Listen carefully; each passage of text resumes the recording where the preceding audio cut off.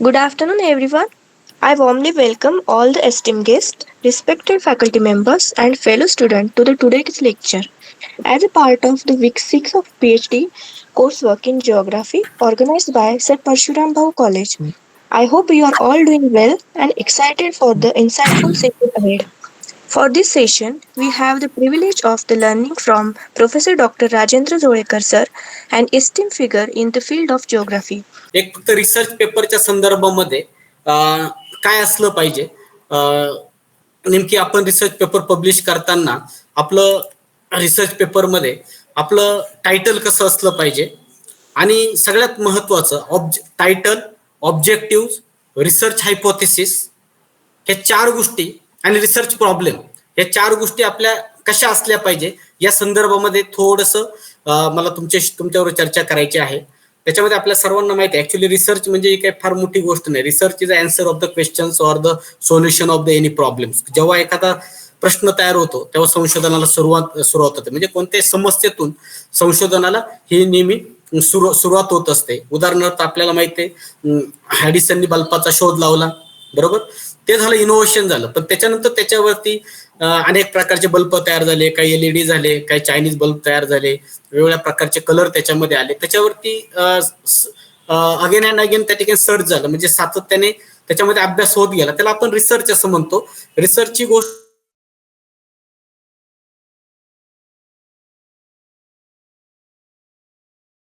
त्याच्यामुळे ती फार खूप मोठी गोष्ट आहे असं काही नाही. एखाद्या प्रश्नाचं उत्तर आपण कुठेतरी शोधतो आहोत आणि एखादा छोटा प्रश्न घेऊन आपण कसा एखादा रिसर्च पेपर तयार केला पाहिजे त्या संदर्भामध्ये 4-5 मुद्दे फक्त मी डिस्कस करणार आहोत.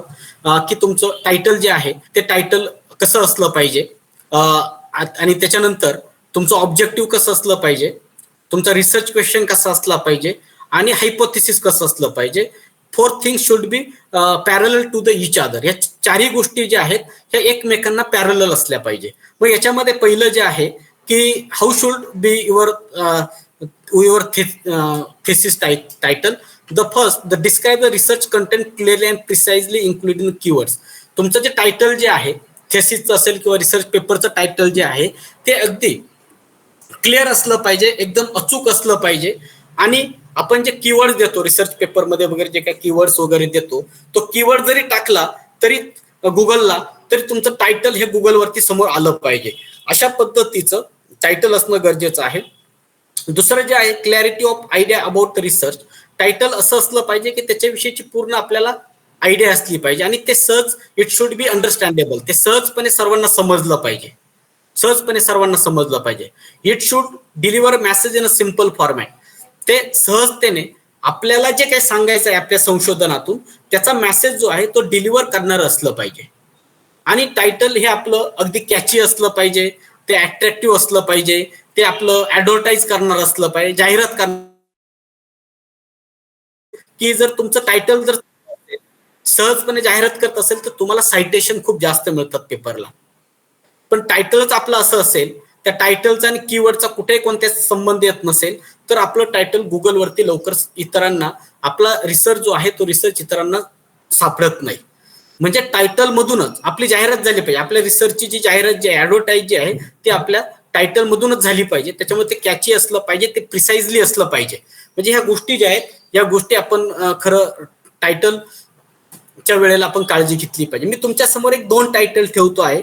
मी माझ्या स्वतःच्याच रिसर्च पेपरचे मुद्दामून टायटल ठेवतो आहे. की पहिलं जे टायटल आहे multi criteria land suitability analysis for agriculture in hilly zone, remote sensing and GIS approach. बघा, पहिल्या क्रायटेरियामध्ये तुम्हाला सहजपणे मला काय सांगायचं आहे, तो माझा मेसेज डिलिव्हर होतोय की ऍग्रिकल्चरसाठी लँड मला शोधून काढायची आहे.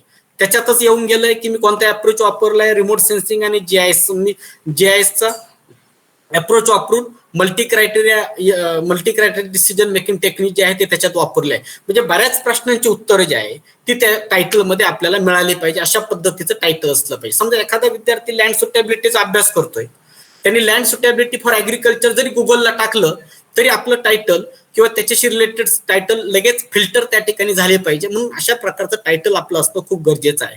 दुसरं एक टायटल आहे hydrochemical characterization and geospatial analysis for ground water. For drinking and agriculture uses in Nashik district. म्हणजे ग्राउंड वॉटरचा अनालिसिस अभ्यास केलेला आहे. पर्पज आहे ड्रिंकिंग, पर्पज आहे ऍग्रिकल्चर. म्हणजे त्याचं ऑब्जेक्टिव्ह पण त्याच्यातून आपल्याला दिसून येतं आणि त्याच्यात जिओ स्पेशल टेक्निक्स वापरले हे पण त्याच्यामध्ये सहजपणे आपल्याला समजतं. म्हणजे अशा पद्धतीचं टायटल जे आहे हे टायटल आपलं असलं पाहिजे. हा पहिला मुद्दा. दुसरा जो मुद्दा जो आहे, जेव्हा आपण रिसर्च पेपर लिहितो, रिसर्च पेपर लिहिणं तसं खूप अवघड गोष्ट नाहीये. मी सगळ्यांना सांगेन, सगळे पीएचडीचे विद्यार्थी, सगळ्या विद्यार्थ्यांचं खरं एक एक रिसर्च पेपर हा तुमच्या चांगल्या जर्नलला तरी, एल्सवेअर असेल, स्प्रिंजर असेल, व्हिली असेल, अशा चांगल्या जर्नलला एक पेपर तरी किमान त्याच्यातून जर निघाला तर समजायचं आपलं काहीतरी काम चांगलं आहे. मग अशा पेपरचा ऍबस्ट्रॅक्ट हा किती शब्दाचा असतो? हा 100 ते 150 शब्दांचा असतो. सॉरी, 150 ते 250 शब्दांपर्यंत तो असतो. आणि ऍबस्ट्रॅक्ट काय असतो? Abstract is a mirror of your research paper. तुमचा रिसर्च पेपरचा आरसा जो आहे तो आरसा त्याच्यामध्ये असतो. मग त्याच्यामध्ये ऍबस्ट्रॅक्ट मध्ये काय आलं पाहिजे? पहिल्यांदा ऍबस्ट्रॅक्ट मध्ये एकाच वाक्यामध्ये तुमचं ऑब्जेक्टिव्ह आलं पाहिजे. एका वाक्यामध्ये तुम्ही कोणती टेक्नॉलॉजी वापरली ते आलं पाहिजे. एका वाक्यामध्ये तुम्ही कोणता टेक्निक्स वापरले, कोणता डेटा वापरला ते आलं पाहिजे. एकाच वाक्यामध्ये तुमचं रिसर्चचं लिमिटेशन आलं पाहिजे आणि तुमच्या रिसर्चची ऍप्लिकेबिलिटी काय आहे हे ऍबस्ट्रॅक्ट मध्ये असे 7 ते 8 वाक्य आले की तुमचे 150 ते 250 शब्द तयार होतात. काय असतं, जेव्हा रिव्ह्यूअर जे असतात त्या रिव्ह्यूअरकडे फार वेळ नसतो तुमचा पेपर वाचायला वगैरे. ते पहिल्यांदा ऍबस्ट्रॅक्ट वाचतात आणि ऍबस्ट्रॅक्ट मध्ये त्यांना जर दम दिसला तरच ते पूर्ण पेपर वाचतात. नाहीतर पहिल्या रिव्ह्यूअर पाठवण्यापूर्वी खरं आपला एडिटरच आपला पेपर जो आहे तो पेपर रिजेक्ट करत असतो.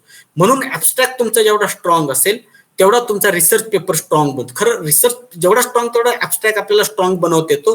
Both are related to the each other.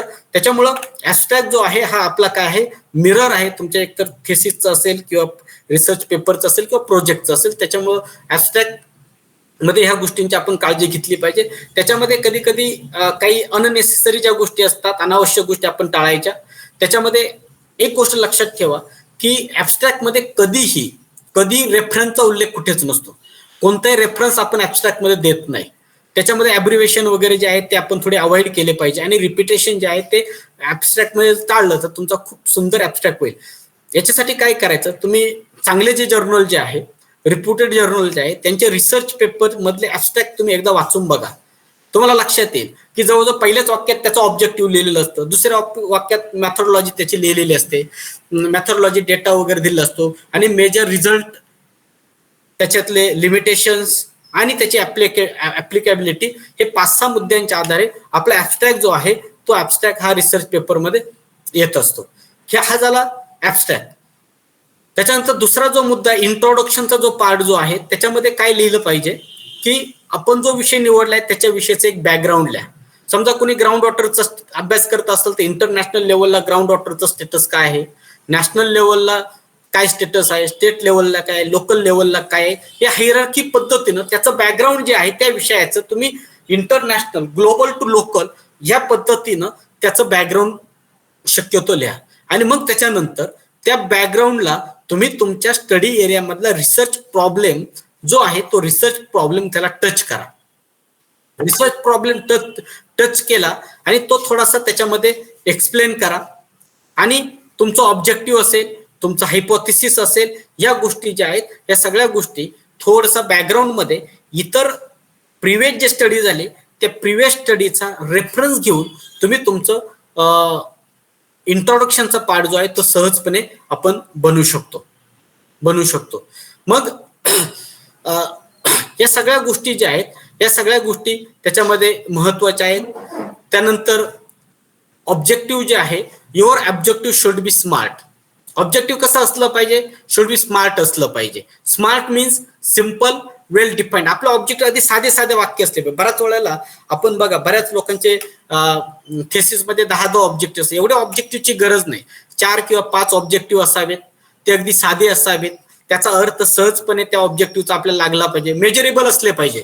त्याचा आपल्याला ते ऑब्जेक्टिव्ह आपल्याला पुढे फुल स्टॅटिस्टिकल मेथड वगैरे वापरायचे आहेत, त्याचं मोजमाप करता आलं पाहिजे स्टॅटिस्टिकल मेथडचा वगैरे उपयोग करून. म्हणून ते मेजरेबल असले पाहिजे, ते अचिवेबल असले पाहिजे, आपल्याला ते सिद्ध करता आले पाहिजे, एवढी क्षमता आपली असली पाहिजे. नाहीतर आपल्या क्षमतेच्या बाहेर असता कामा नये. It should be relevant direct to your title. आपला जो टायटल जो आहे त्या टायटलशी डायरेक्ट रिलिव्हंट असले पाहिजे. कधी कधी काही विद्यार्थ्यांचे ऑब्जेक्टिव्ह आणि टायटल याच्यामध्ये खूप मोठी तफावत असते. Therefore your title and objective should be parallel. तुमचं ऑब्जेक्टिव्ह आणि टायटल जे आहे हे काय असलं पाहिजे, एकमेकांना पॅरलल असलं पाहिजे आणि ते टाइम बाउंडिंग असलं पाहिजे की एका विशिष्ट वेळेमध्ये आपण जे काही ऑब्जेक्टिव्ह ठरवलेले जे आहेत ते ऑब्जेक्टिव्ह आपल्याला ते फुलफिल करता आले पाहिजे. अशा पद्धतीनं आपले जे ऑब्जेक्टिव्ह जे आहे the objective should be smart असले पाहिजे. ते ऑब्जेक्टिव्ह सहजपणे दुसऱ्याला समजले पाहिजे आणि ते 5 प्रकारचे जे डब्ल्यू आहेत त्याला ऍड्रेस करणार असले पाहिजे. W, who, what, when, where and why हे जे प्रश्नार्थी जे शब्द आहेत त्याला ते शक्यतो हे ऍड्रेस करणारे असले पाहिजे. ऍक्च्युली ऑब्जेक्टिव्ह 2 प्रकारचे असतात. एक क्वांटिटेटिव्ह स्वरूपाचं ऑब्जेक्टिव्ह असतं, दुसरं जे असतं क्वालिटेटिव्ह स्वरूपाचं ऑब्जेक्टिव्ह जे असतं. जे क्वांटिटेटिव्ह स्वरूपाचं जे ऑब्जेक्टिव्ह असतं त्याच्यामध्ये जे वर्ड वापरले असतात तुम्ही जर बघितलं, to analyse, to examine, to ascertain, to evaluate, to determine, these are the quantitative types of the objectives. And which objects are qualitative types? To start the word, to explore, to discover, to generate, describe, to identify, to build up, to develop. Like this word used in the objective, it is the qualitative types of the objective. म्हणजे आपल्याला ओळखता आलं पाहिजे की quantitative स्वरूपाचे objective कसे आणि qualitative स्वरूपाचे ऑब्जेक्टिव्ह कसे असले पाहिजे, हा त्याच्यातला एक महत्वाचा मुद्दा आहे. त्याच्यानंतर आपला जो रिसर्च प्रॉब्लेम जो आहे, खरं आपल्या टायटलची सुरुवात ही रिसर्च प्रॉब्लेम मधून तयार होते. टायटल हे आपल्या ऑब्जेक्टिव्हला पॅरलल असतं आणि रिसर्च प्रॉब्लेम जो आहे हा रिसर्च प्रॉब्लेम हा ऑब्जेक्टिव्ह मध्ये आपला दडलेला असतो. ऑब्जेक्टिव्ह मध्ये तो दडलेला असतो आणि त्याच्यानंतर हायपोथेसिस नावाचा जो एक प्रकार जो आहे, the hypothesis is the tentative answer of your research question. Hypothesis काय असतं, आपण ज्याला गृहीतक म्हणतो, हायपोथेसिस काय असतं, it is a tentative answer of your research problem और युअर रिसर्च क्वेश्चन. आपला जो प्रश्न जो आहे त्याचं ते काय असतं, एक टेंटेटिव्ह उत्तर असतं. मग या ठिकाणी आपल्याला using the research question, using the objective, how to form the hypothesis.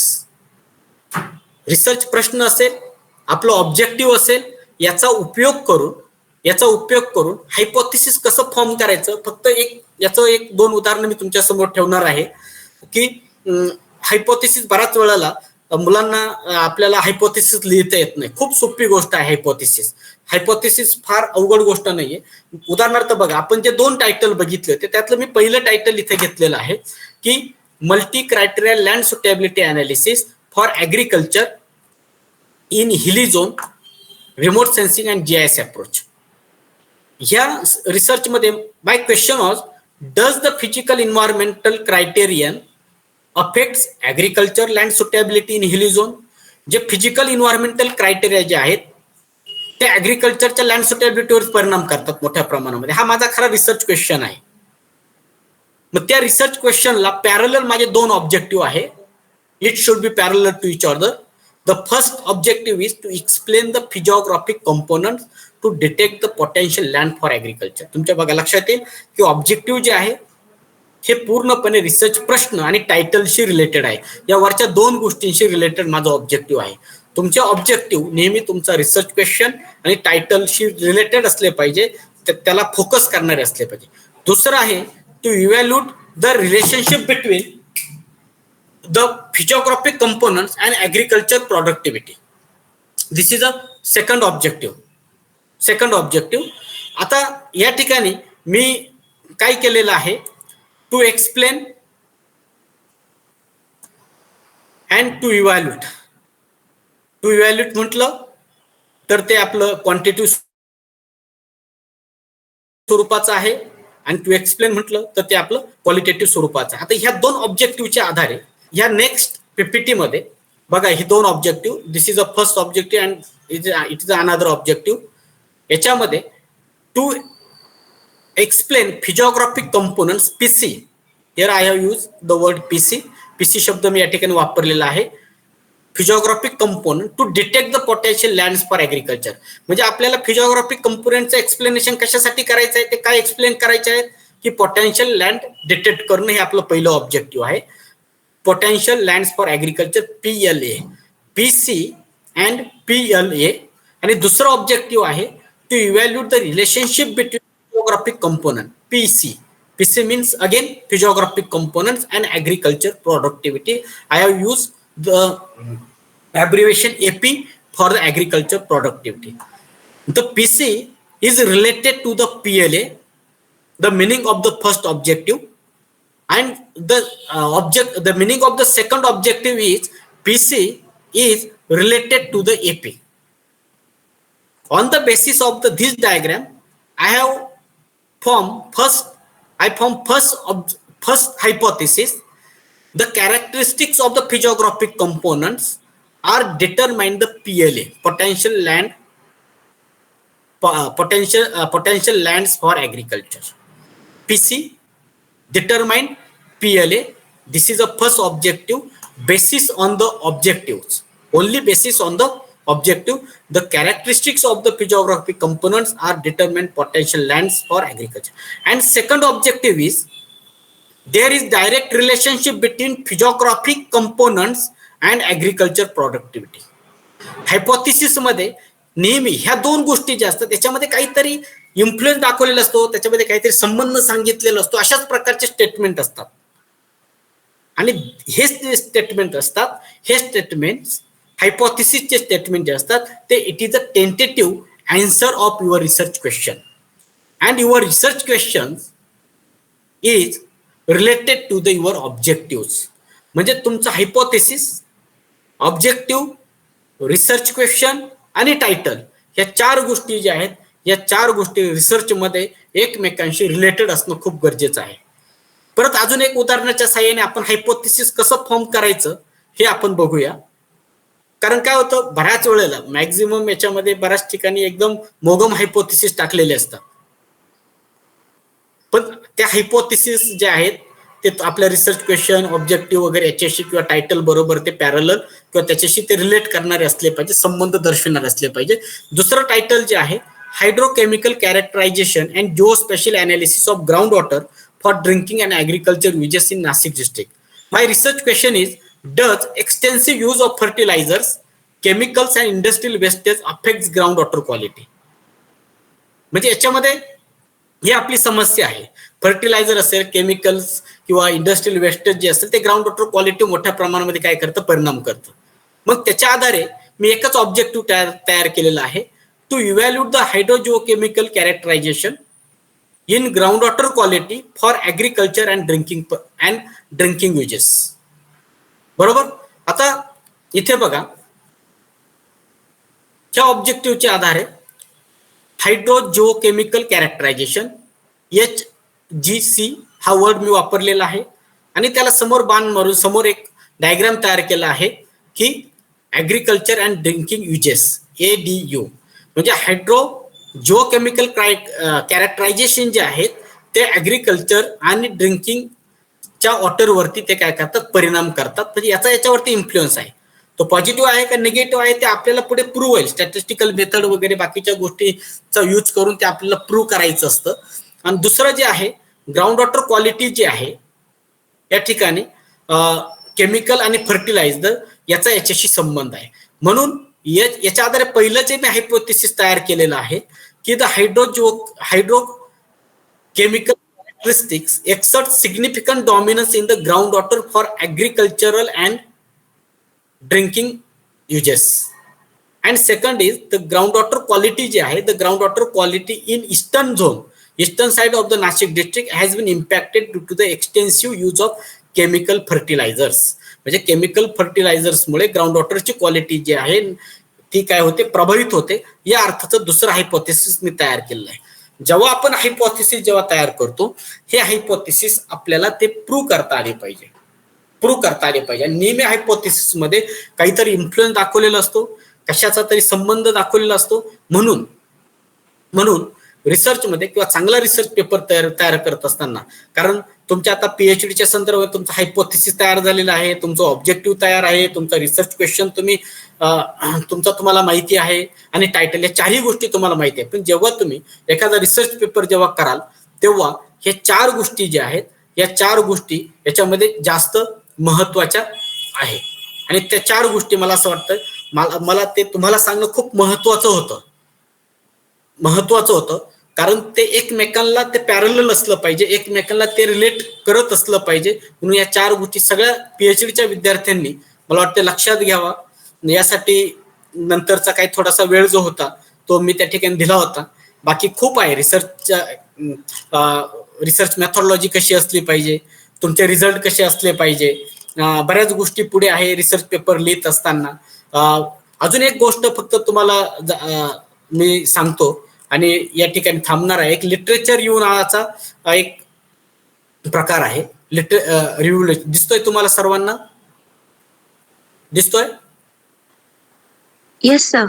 हा, सगळ्यांना एक रिक्वेस्ट आहे की आपण पीएचडीचं काम करत असताना सगळ्यांनी काय करायचं, एक लिटरेचर, याला आपण खरं लिटरेचर, एक नवीन कन्सेप्ट आलेली सध्या, लिटरेचर मॅट्रिक्स असं म्हटलं जातं याला. आणि आपण ज्या विषयामध्ये पीएचडी करतो आहोत त्या विषयाशी रिलेटेड एक चांगले 50 एक पेपर, 50-100 म्हणा, 100 पेपर सुद्धा कमी पडतात, एक 50 ते चांगले 100 पेपर तुम्ही वाचा, त्यातला ऍबस्ट्रॅक्ट वाचा. सगळंच वाचायची गरज पडत नाही. जेव्हा तुम्ही सातत्याने वाचन करता तेव्हा अशा प्रकारचं एक टेबल बनवा. हा टेबल तरी अगदी खूप शॉर्टकट मध्ये आहे. याच्यामध्ये तुम्ही खूप पॅरामीटर घ्या. इथं ऑथर घेतले, टेक्निक्स, क्रायटेरिया, डेटा, त्याच्यानंतर त्याचे ऑब्जेक्टिव्ह, त्याच्यानंतर त्याचे लिमिटेशन्स, त्याचे युजेस वगैरे, त्याचे ऍप्लिकेबिलिटी, असे बरेच तुम्ही मुद्दे घेऊ शकता आणि त्याला टेबल फॉर्मॅटमध्ये ती माहिती पूर्ण भरा सगळ्या रिसर्च पेपरची. पण ते रिसर्च पेपर तुमच्या थेसिसशी रिलेटेड असले पाहिजे. आणि एकदा तुम्ही ही माहिती भरली की तुम्हालाच कळतं की तुम्ही कोणती मेथड वापरली पाहिजे संशोधनामध्ये. ज्या मेथड सातत्याने रिपीट होतात ना त्या प्रूव्ह झालेल्या असतात. जे क्रायटेरिया असतात जे सातत्याने रिपीट होतात, जो डेटा सातत्याने वापरला जातो, आपल्याला आपल्या संशोधनामध्ये आपल्याला डेटा कोणता वापरायचा याचा निर्णय घेण्यासाठी हा लिटरेचर मॅट्रिक्स उपयोगात येतो. हे क्रायटेरिया उपयोगात येतात. अगदी तुम्ही कोणती मेथड वापरायची डेटा कलेक्शनसाठी, सॅम्पलिंग मेथड, ती सुद्धा याच्यातून उत्तर मिळतं आपल्याला. बऱ्याच प्रश्नांची उत्तरं जी आहेत ही तुम्हाला लिटरेचर रिव्ह्यू मधून मिळतात. आणि एकदा लिटरेचर रिव्ह्यू जर तुमचा जर स्ट्रॉंग झाला तर मी तुम्हाला सांगतो आपल्याला आपल्या गाईडची खूप कमी मदत होते गाईडची, की आपणच डिसिजन घेऊन गाईडच्या मदतीने आपण पुढे त्याचं अनालिसिस जे आहे ते अनालिसिस आपण करत असतो. या ठिकाणी बघा, समजा AHP बऱ्याच जणांनी वापरले ऍग्रिकल्चरसाठी, हे सगळे हिली झोन मधले रिसर्च पेपर आहे. त्यांनी जे क्रायटेरिया वापरले मी मुद्दाम हायलाइट केले, ज्याला जे रिपीट वापरले गेले, थीमॅटिक मॅक्स वापरले, कोणत्या प्रकारचा सॅटेलाइट डेटा वापरला, हे सर्व जे आहे हे सर्व याच्यामध्ये प्रामुख्याने आपल्या लिटरेचर रिव्ह्यू मध्ये दिसून येतं. म्हणून लिटरेचर रिव्ह्यूचा जो पार्ट जो आहे, हा लिटरेचर रिव्ह्यूचा पार्ट हा जास्त महत्वाचा जो आहे तो महत्वाचा मला वाटतो. म्हणून सगळ्यांनी ह्या ज्या गोष्टी ज्या आहेत या गोष्टींना जर बारकाईने जर बघितलं, टायटल असेल, ऑब्जेक्टिव्ह असेल, हायपोथेसिस असेल, रिसर्च क्वेश्चन असेल, या 4 जणांचा जर एकमेकांमध्ये जर आपण जर मेळ घालायचा जर प्रयत्न केला तर मला असं वाटतं की नक्कीच खूप चांगला रिसर्च पेपर तुम्ही पब्लिश करू शकता. आणि तुमचं रिसर्च पेपर एकदा चांगला पब्लिश जर झाला तर तुमचा बाय डिफॉल्ट थेसिस सुद्धा चांगला पब्लिश होऊ शकतो. आणि जेव्हा तुम्ही एखाद्या एल्सेवियरला किंवा स्प्रिंजरला जेव्हा एखादा पेपर तुम्ही जेव्हा तयार कराल त्यावेळेला आपल्याला आपले पेपर कुठं पब्लिश झाले त्याची माहिती आपल्याला द्यावी लागते, आपल्याला विद्यापीठाला द्यावी लागते. आणि थेसिस मध्ये जर एक पेज जर आपण ऍड केलं त्याच्यामध्ये आपले पेपर पब्लिश झालेले त्याची एक यादी जर आपण ऍड केली आणि जेव्हा रिव्ह्युअरकडे किंवा रेफरीकडे तपासायला जातं तेव्हा ते बघतात की अरे खूप चांगल्या पेपरला याचा पेपर पब्लिश झालेला आहे जर्नलला, तेव्हा ते सहजपणे आपला थेसिस जो आहे तो थेसिस ऍक्सेप्ट करतात